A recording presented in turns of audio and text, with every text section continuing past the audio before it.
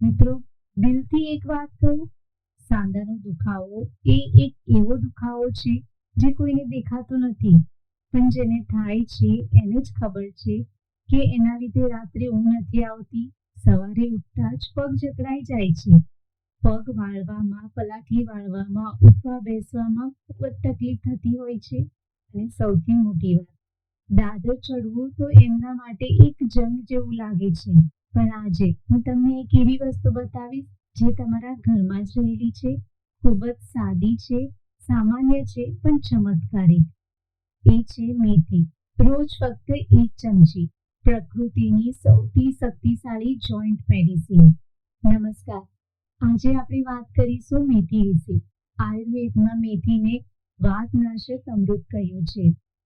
આ જે બધા દુખાવાઓ થાય છે, સાંધાનો દુખાવો, ખંભાનો દુખાવો, ઘૂંટણનો દુખાવો, પગમાંથી કટકટ અવાજ આવવો, આ બધું વાત દોષ વધવાના લીધે થાય છે. મેથી આ વાત દોષને શાંત કરી દે છે. પણ આ મેથીને કેવી રીતે લેવાય, કેટલા પ્રમાણમાં લેવાય અને ક્યારે લેવાય, એ જાણવું તમારા માટે ખૂબ જ જરૂરી છે. એનાથી પણ વધારે જાણવું એ જરૂરી છે કે આ મેથી તમને સૂટ કરે છે કે નહીં, તમારે મેથીને લેવું જોઈએ કે નહીં. જો તમે આ બધી વસ્તુને ધ્યાનમાં લઈને મેથીનો ઉપયોગ કરો છો તો એ તમને જોઈતા પરિણામ આપશે. સૌથી પહેલા આપણે જાણીએ મેથી સાંધાના દુખાવા માટે આટલી અસરકારક કેમ છે. તો એની પાછળના મુખ્ય 4 કારણો છે. પહેલું કારણ, મેથી વાત દોષને ખૂબ જ સારી રીતે શાંત કરે છે. વાત દોષ વધવો એટલે ઘૂંટણનો ઘુસારો, ઘૂંટણની અંદર સૂકાપણું, ઘૂંટણના લુબ્રિકેશનનું ઓછું થવું, આ બધું વાત દોષના લીધે થાય છે. મેથી શરીરની અંદર ગરમાશને લાવે છે, લુબ્રિકેશનને વધારે છે અને સોજાને ઘટાડે છે. બીજું કારણ, મેથીની અંદર છે ડાયસોજેનિક સંયોજન. આ એક શક્તિશાળી એન્ટી ઇન્ફ્લામેટરી પદાર્થ છે જે સાંધાની સપાટીનું રક્ષણ કરે છે, કાર્ટિલેજને રિપેર કરે છે, જોઈન્ટ સ્ટીફનેસ એટલે કે સાંધા જકડાઈ જવાની જે સમસ્યા છે એને ઘટાડે છે. ત્રીજું કારણ, મેથીની અંદર છે કેલ્શિયમ, મેગ્નેશિયમ અને પોટેશિયમ. આ ત્રણેય મળીને હાડકાને મજબૂત બનાવે છે. આયુર્વેદ કહે છે મેથી એટલે હાડકાનું પોષણ. ચોથું કારણ, મેથી લોહીને શુદ્ધ કરે છે. જ્યારે શરીરની અંદર લોહી શુદ્ધ થાય છે ત્યારે સોજો ઓછો થાય છે. સોજો ઓછો થાય એટલે દુખાવો પણ ઓછો થાય છે. જો મેથીને ક્યારે લેવી અને કેટલા પ્રમાણમાં લેવી એ જાણતા પહેલા મેથી તમારા સાંધાના દુખાવામાં કયા કયા ફાયદાઓ આપે છે એ થોડું સમજી લઈએ. પહેલો ફાયદો, મેથી ઘૂંટણના દુખાવામાં રાહત આપે છે. મેથી શરીરની અંદર જે ગરમાશ આપે છે એ સીધી જોઈન્ટની અંદર પહોંચે છે, જેના કારણે બ્લડ સર્ક્યુલેશન વધે છે, જોઈન્ટ સ્ટીફનેસ ઓછી થાય છે અને દુખાવામાં પણ રાહત મળે છે. બીજો ફાયદો, મેથીની અંદર એન્ટી ઇન્ફ્લામેટરી ગુણધર્મ રહેલો હોય છે જે સૂક્ષ્મ સોજાને 24 થી 48 કલાકની અંદર ઓછો કરવાની તાકાત ધરાવે છે. ત્રીજો ફાયદો, મેથીની અંદર રહેલું કેલ્શિયમ અને મેગ્નેશિયમ હાડકાને મજબૂત બનાવે છે. જેમ જેમ આપણી ઉંમર વધતી જાય છે તેમ તેમ આપણા હાડકા નબળા પડતા જાય છે. મેથી આપણા હાડકા માટે એક કુદરતી પોષણ પૂરું પાડે છે. ચોથો ફાયદો, જોઈન્ટ લુબ્રિકેશન વધે છે. જ્યારે શરીરની અંદર વાત દોષ વધે છે ત્યારે શરીરની અંદર ડ્રાયનેસ આવે છે. આપણા સાંધાની વચ્ચે પણ ડ્રાયનેસ, સૂકાપણું આવી જાય છે. મેથી આ ડ્રાયનેસને દૂર કરી ત્યાં લુબ્રિકેશન લાવે છે. પાંચમો ફાયદો, મેથી 100% આપણા પાચન તંત્રને મજબૂત બનાવે છે. ડાયજેશન અને સાંધાનો દુખાવો આ બંને એકબીજા સાથે જોડાયેલા છે. મેથી આંતરડાને સાફ કરે છે, કબજિયાતની સમસ્યાને દૂર કરે છે. જ્યારે તમારું પેટ હળવું રહેશે તો તમારો દુખાવો પણ ઓછો થશે. છઠ્ઠો ફાયદો, મેથી બ્લડ શુગરને નિયંત્રણમાં રાખે છે. ઘણા લોકોની અંદર જોઈન્ટ પેઇનનું રિયલ કારણ બ્લડ શુગરનું અનિયંત્રિત હોવું પણ હોય છે. એટલે જ્યારે તમારું બ્લડ શુગર નિયંત્રણમાં રહેશે તો તમારા સાંધાના દુખાવામાં પણ તમને રાહત મળશે. જો તમે ઈચ્છતા હોય કે તમારા સાંધાના દુખાવામાં તમને ખૂબ જ ઝડપથી પરિણામ મળે તો તમારે મેથીને ખાવાની સાથે સાથે એનું તેલ પણ લગાવવું જોઈએ. જ્યારે તમે તેલથી મસાજ કરો છો તો તમને એના ખૂબ જ સારા પરિણામ મળે છે. આ ઉપાય આપણા દાદા દાદી, નાના નાની પણ કરતા હતા અને 100% અસરદાર પણ છે. જેને આયુર્વેદની ભાષામાં અભ્યંગ કહેવામાં આવે છે. જ્યારે આપણે તેલની માલિશ કરીએ છીએ ત્યારે વાત દોષ શાંત થાય છે અને ઓટોમેટિકલી આપણા સાંધાના સોજામાં, સાંધાના દુખાવામાં રાહત મળે છે. આ તેલ કેવી રીતે બનાવવાનું છે? તો તમારે 3 ચમચી તલનું તેલ લેવાનું છે અથવા તો રાઈનું તેલ લઈ લેવું. આ તલનું તેલ અને રાઈનું તેલ તમારે બની શકે તો ઘાણીનું જ લેવાનું છે. ઘાણીનું તેલ જ્યારે તમે લો છો તો એના તમને સારા રિઝલ્ટ મળે છે. હવે આની અંદર તમારે 1 ચમચી અજમો નાખવાનો છે અને 1 ચમચી તમારે મેથી દાણા નાખવાના છે. તેલને સારી રીતે ધીમા તાપે ગરમ કરવાનું છે. જ્યારે તેલ સારી રીતે ગરમ થઈ જાય, એની અંદરની બધી વસ્તુ સારી રીતે શેકાઈ જાય પછી તમારે ગેસ બંધ કરી દેવાનો છે. જ્યારે તેલ હુંફાળું ગરમ હોય ત્યારે તમારે આ તેલને જ્યાં પણ તમને દુખાવો હોય, સોજો હોય એ ભાગ પર હળવા હાથે માલિશ કરવાની છે.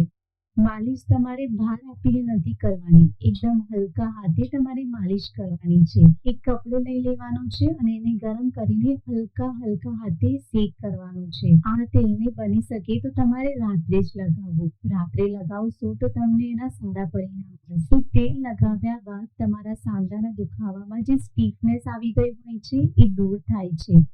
ત્યાં બ્લડ સર્ક્યુલેશન સારી રીતે થાય છે.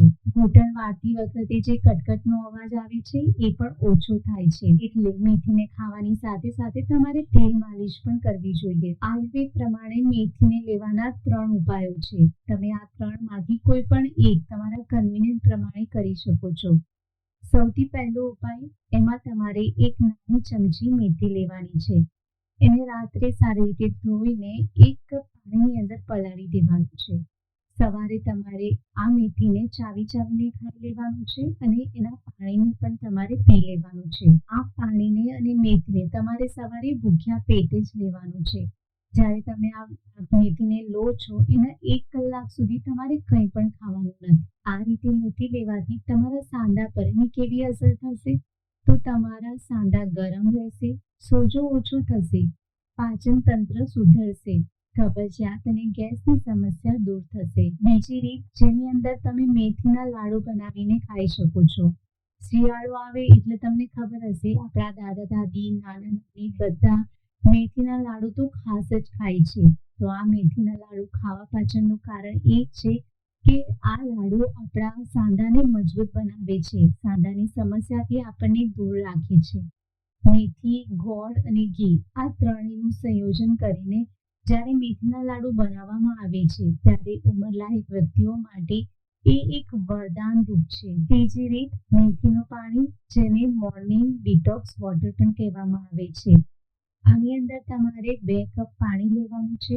એને એક તપેલીમાં નાખવાનું છે. એની અંદર તમારે અડધી ચમચી મેથી દાણા નાખવાના છે. પાણીને સારી રીતે ધીમા તાપે ઉકાળવાનું છે. જ્યારે પાણી 2 કપમાંથી 1 કપ રહી જાય ત્યાં સુધી એને ઉકાળવાનું છે. પછી ગેસ બંધ કરીને આ પાણીને હુંફાળું તમારે પી લેવાનું છે.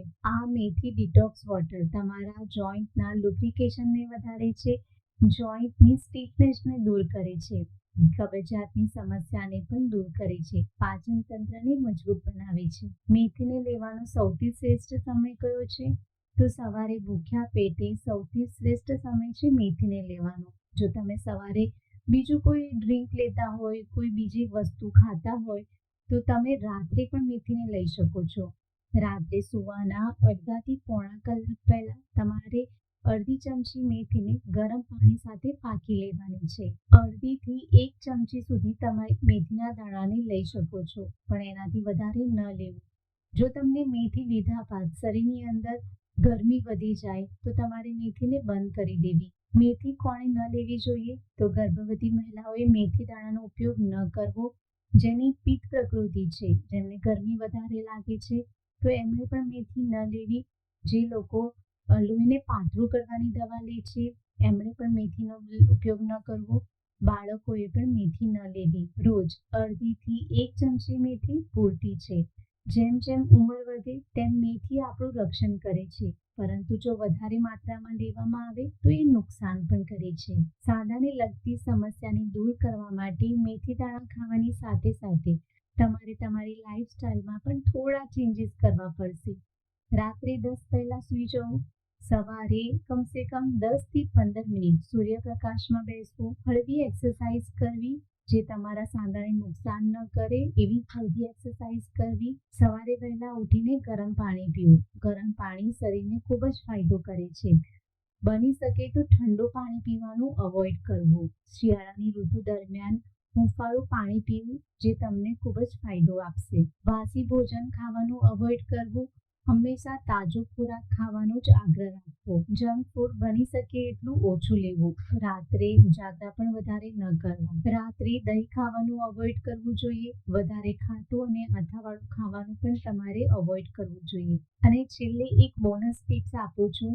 જો તમે તમારા આહારની અંદર રોજ 1 થી 2 સરગવાની સિંગને એડ કરો છો તો તમને ખૂબ જ ઝડપથી પરિણામ મળશે. આયુર્વેદની અંદર સાંધાના દુખાવા માટે સરગવાની સિંગને સૌથી બેસ્ટ કહ્યું છે. જુઓ, આ ઉપાય એવા છે જેની અંદર કોઈ દવાનો ખર્ચ નથી, કોઈ સાઈડ ઇફેક્ટ નથી અને સૌથી મોટી વાત કે ફક્ત તમારે પ્રકૃતિ ઉપર ભરોસો રાખવાનો છે. ફક્ત 21 દિવસ જો તમે તમારા રૂટીનમાં બધી વસ્તુને એડ કરી લેશો તો તમને તમારા સાંધાના દુખાવામાંથી ચોક્કસ રાહત મળશે. આજથી શરૂઆત કરજો. 21 દિવસ પછી તમે જાતે જ કહેશો, ખરેખર મેથી એક જાદુ છે. ફરી મળીશું એક નવા વિડીયો સાથે. ત્યાં સુધી હંમેશા સ્વસ્થ રહો, તંદુરસ્ત રહો.